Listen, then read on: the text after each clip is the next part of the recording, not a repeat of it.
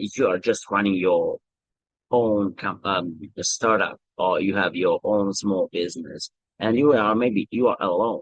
So you have to understand that in the beginning, so in the first month, months or years, you'll be alone, and you have to be the salesperson. You have to be the marketing expert. You have to be the administration manager. You have to be you have to know how the accountability works. You have to know how to deliver it. So you have to learn. You have to master the experience of all these aspects. But the normal process is the healthy progress is that your focus should be to in marketing and sales.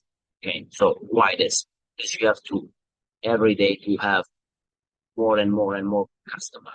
Okay, in order to I want that you have uh, your situation will be like I have no time. I have no time to manage all this customer. That's great.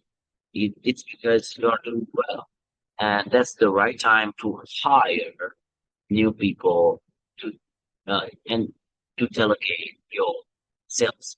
So the first people that you need in your company are salespersons, so salespeople. Right?